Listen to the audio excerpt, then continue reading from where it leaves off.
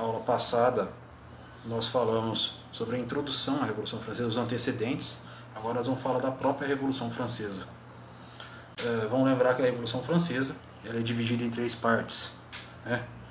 Nós vamos falar das 3 partes hoje que ocasionaram a Revolução Francesa. Bom, primeira coisa, relembrando um pouquinho da aula passada, dos antecedentes. As crises econômicas são derivadas dos problemas geopolíticos de guerras e problemas principalmente da crise ambiental que tem na França, de seca e de muita chuva, que prejudicou a agricultura. Isso faz com que o rei tenha um descrédito. Os preços dos produtos sobem muito, principalmente do pão. E o pão era a base da alimentação francesa naquele período. Essa alimentação era feita à base de pão e legumes. Quando o pão sobe, o trigo sobe devido à falta de trigo, devido à seca, isso vai gerar grande inconformidade com a população. Para piorar a situação, o rei francês, Luís XVI no caso, da dinastia Bourbon, vai criar novos impostos, vai aumentar impostos. E isso tudo vai criar uma grande crise política dentro da França. Existe uma crise econômica, agora vai ter uma crise política. A criação desses impostos vai gerar, o aumento desses impostos vai gerar uma convulsão social dentro da França. Vamos lembrar que a sociedade francesa, naquele período, era tripartite, dividida em 3. O primeiro estado, a igreja, o clero. O segundo estado, a nobreza, onde estava o rei e os nobres.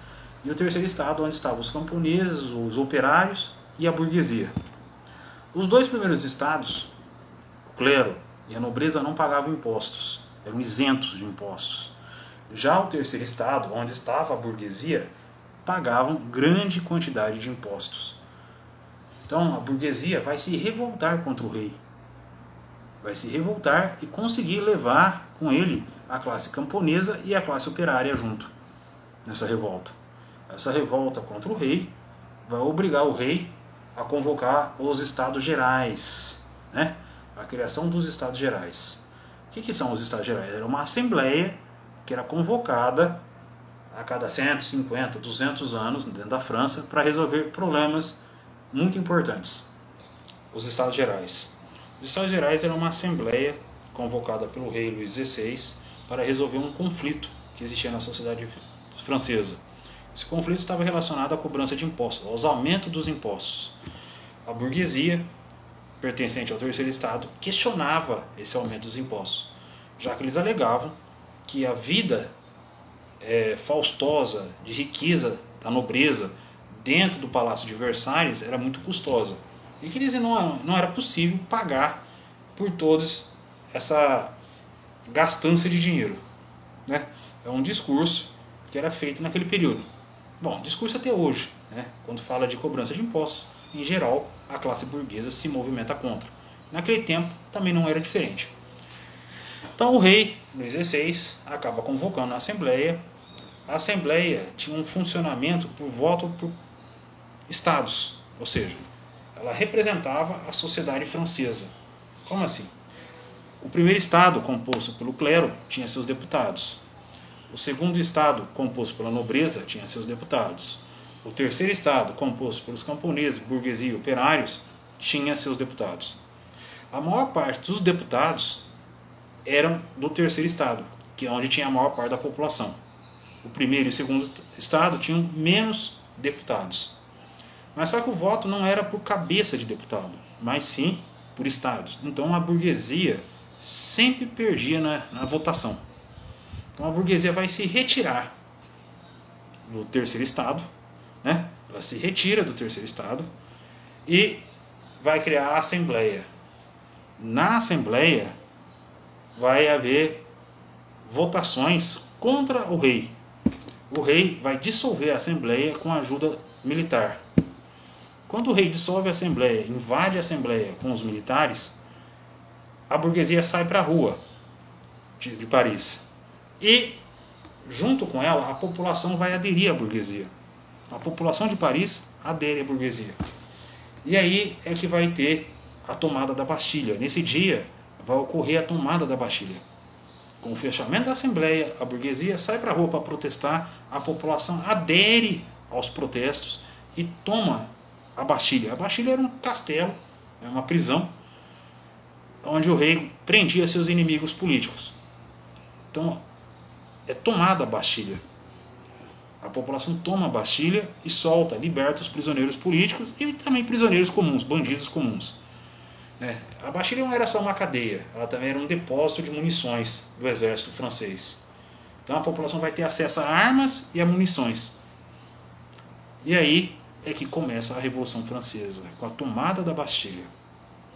Nós vamos tratar agora dos grupos que estavam juntos dentro da Revolução Francesa. São 3 grupos principais: os jacobinos, os girondinos e o pântano. Bom, os jacobinos era a parte mais revolucionária.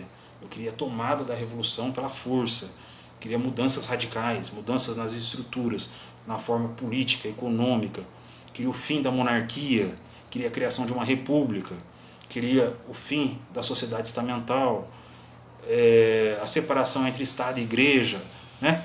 Era a parte mais revolucionária, mais radical da Revolução.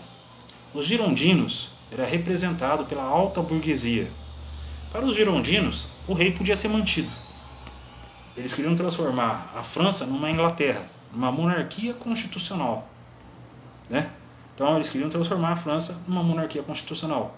Eram menos revolucionários, queria menos mudanças muito poucas nas relações. E por terceiro tinha o pântano, chamado pântano. O pântano é um grupo de pessoas, de deputados, né, da Assembleia, que votava de acordo com os seus interesses. Eles podiam votar junto com os jacobinos ou com os girondinos, não interessava, conforme o interesse. Era um grupo meio indefinido, né? Então, conforme flutuava a situação, eles votavam de acordo com um grupo ou com outro. Ou com os jacobinos mais radicais, ou ora com os girondinos menos radicais. Essa era a função do pântano. Tomada a Bastilha, lá em 1789, com a tomada da Bastilha, o que ocorre?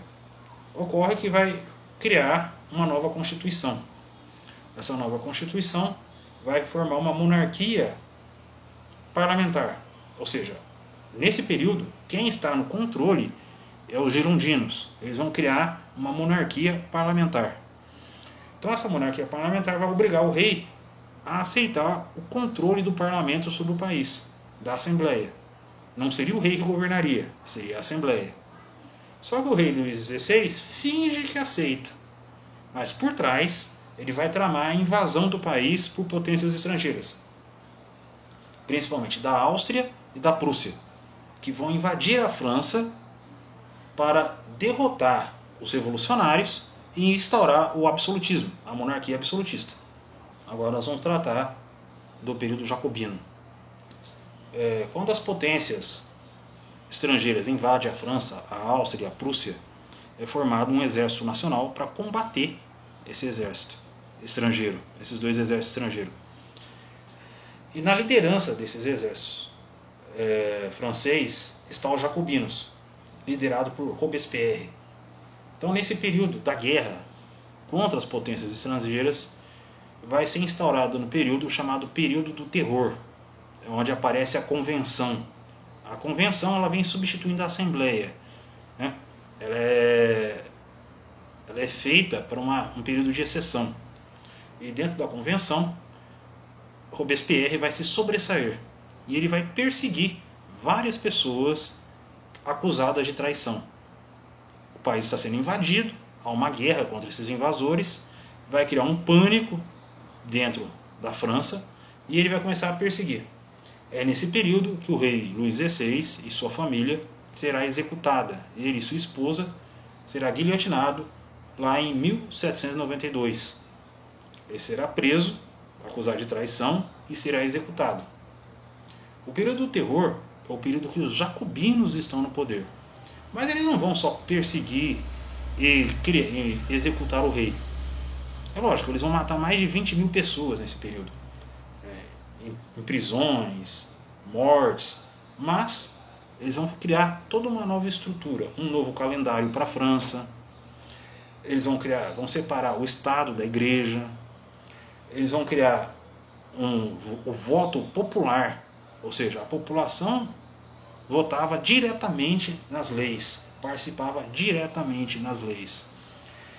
Conforme o exército francês vence as potências estrangeiras, o poder dos jacobinos começa a decair, né? Esse período de terror começa a decair, porque havia muita perseguição, havia muitas mortes, guilhotinas sendo usado constantemente. Então o poder jacobino cai, e seu principal líder, Robespierre, vai ser preso e executado em 1794. Com a execução de Robespierre em 1794 e de seus aliados, os jacobinos perdem muito poder, e quem volta ao poder são os girondinos, aí já no diretório, uma nova fase da Revolução Francesa.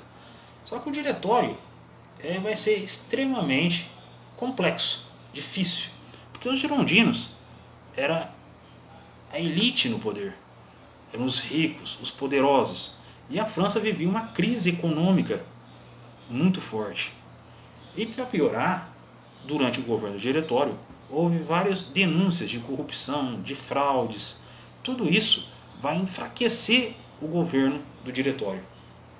E vai aparecer um general, né? Um general que fez uma campanha no Egito, que venceu batalhas lá no Egito, conquistou o Egito, chamado Napoleão Bonaparte.